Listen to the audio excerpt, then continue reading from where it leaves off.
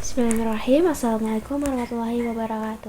Perkenalkan, nama saya Fitri Banyak Suntas dengan NIM 12220800072 dari kelas 4B.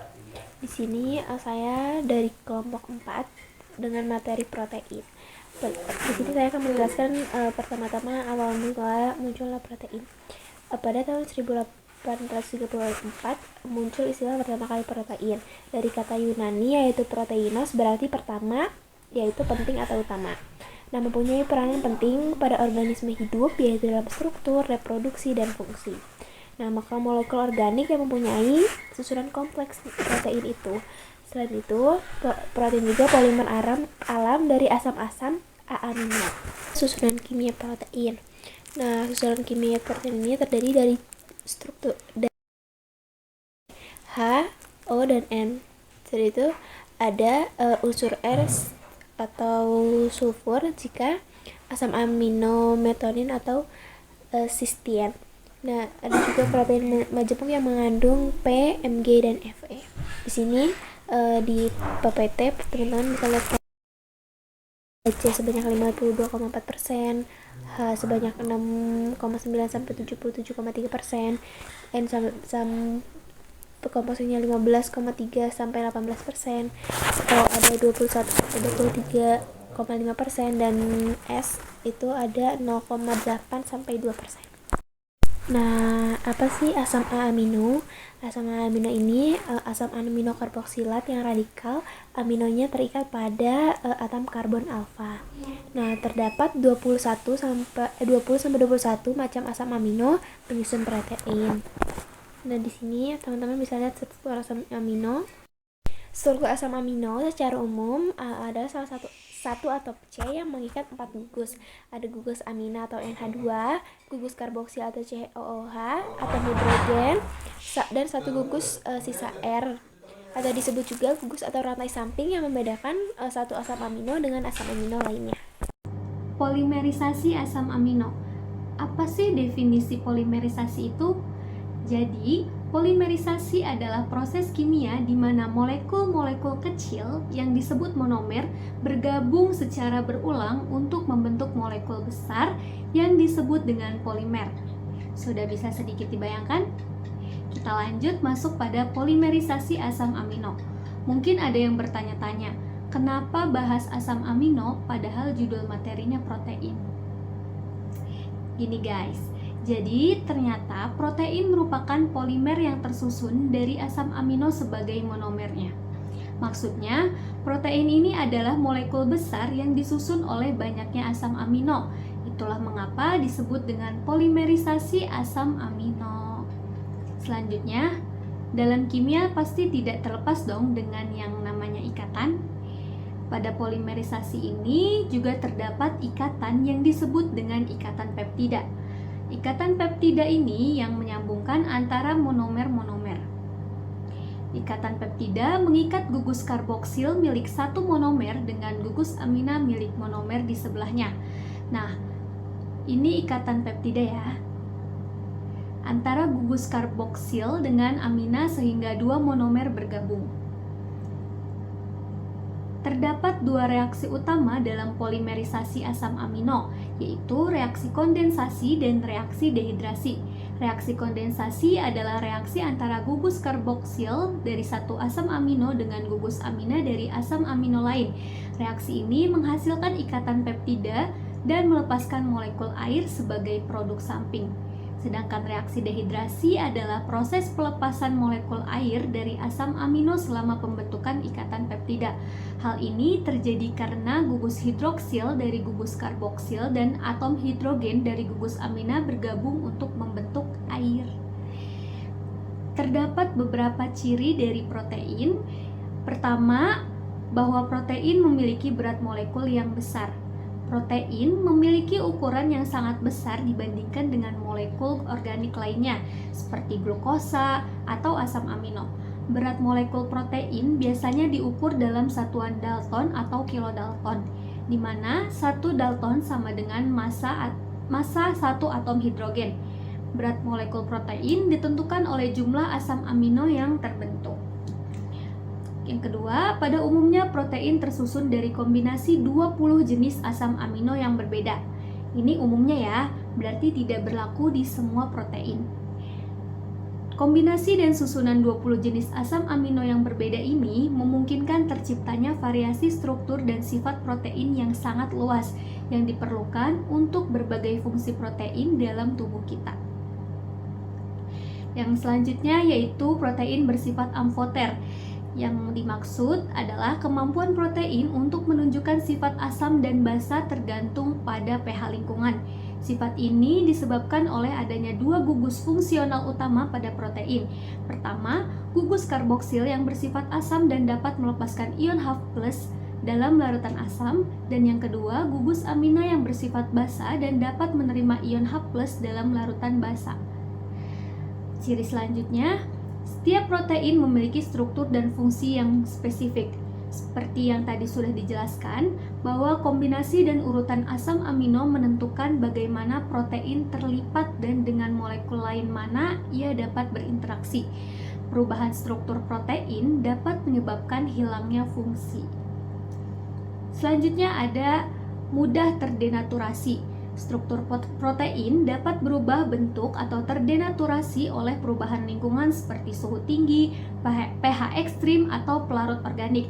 Denaturasi biasanya menyebabkan hilangnya fungsi protein.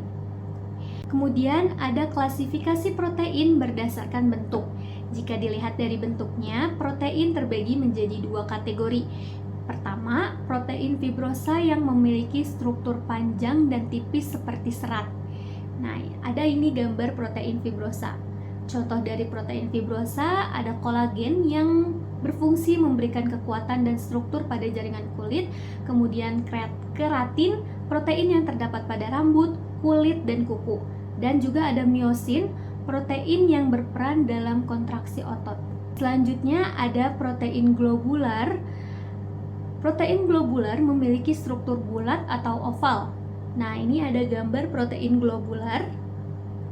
Contohnya ada enzim. Enzim ini merupakan protein yang mempercepat reaksi kimia dalam tubuh. Kemudian ada hemoglobin, protein yang mengangkut oksigen dalam darah. Dan ada antibodi, protein yang melindungi tubuh dari infeksi. Oke, adapun klasifikasi protein berdasarkan komponen penyusunnya. Yang pertama ada protein sederhana. Protein sederhana ini hanya tersusun atas asam-asam alfa amino saja, contohnya seperti albumin dan globulin. Yang kedua ada protein majemuk. Protein majemuk ini tersusun atas protein sederhana dan zat lain yang bukan protein atau radikal prostetik, contohnya seperti fosfoprotein, nukleoprotein, lipoprotein, dan mukoprotein.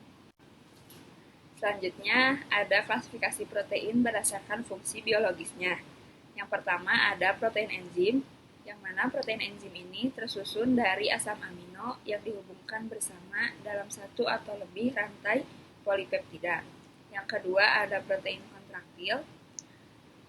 Protein kontraktil ini protein yang memediasi geseran serat kontraktil serta otot, jantung, dan rangka. Yang ketiga ada protein transport, yaitu protein yang memindahkan molekul dan nutrisi ke seluruh tubuh keluar masuk sel. Yang keempat ada protein pengatur. Protein pengatur ini berfungsi mengatur aktivitas fisiologi atau seluler, contohnya seperti protein dalam hormon. Yang kelima ada protein pertahanan atau yang biasa kita sebut sebagai antibodi. Protein ini berfungsi untuk melindungi organisme dari serangan penyakit. Selanjutnya, asam amino terbagi menjadi dua. Yang pertama, asam amino esensial dan asam amino non-esensial. Adapun perbedaannya, asam amino esensial dibutuhkan oleh tubuh tetapi tidak dapat disintesa dalam tubuh. Kemudian, asam amino esensial juga diperoleh dari makanan, contohnya seperti treonin, leusin, isoleusin, valin, lisin, metionin, fenilalanin, tritofan, arginin, dan histidin. Kemudian asam amino non-esensial dibutuhkan oleh tubuh dan tubuh dapat mensintesa sendiri melalui reaksi biokimia yang rumit. Contohnya seperti glisin, alanin, tirosin, prolein, dan lain-lain, seperti asam. Adapun asam amino dengan rantai samping alifatik. Yang pertama ada glisin, singkatannya GLI, struktur bangunnya seperti pada gambar. Kemudian yang kedua ada alanin, singkatannya ALA, struktur bangunnya seperti itu. Kemudian ada valin, singkatannya VAL, struktur bangunnya lebih rumit. Kemudian ada leusin, singkatannya LEU, struktur bangunnya seperti pada gambar. Kemudian yang terakhir ada isoleusin, singkatannya ILE, struktur bangunnya seperti itu. Baik, di sini saya akan menjelaskan bagian contoh asam amino dengan rantai samping gugusan hidroksil. Yang pertama ada serin dengan singkatan SER dengan struktur bangun yang ada pada gambar. Kemudian ada treonin dengan singkatan THR dengan struktur bangun yang seperti yang ada pada gambar. Selanjutnya ada pula asam amino dengan rantai samping belerang. Yang pertama ada sistein dengan singkatan cis dengan struktur bangun yang ada pada gambar. Kemudian metionin dengan singkatan MET dengan struktur bangun yang seperti ada pada gambar. Selanjutnya ada pula asam amino dengan rantai samping karboksil.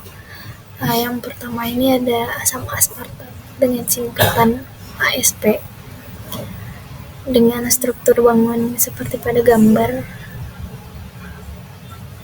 Kemudian ada asparagin dengan singkatan ASN dengan struktur seperti pada gambar.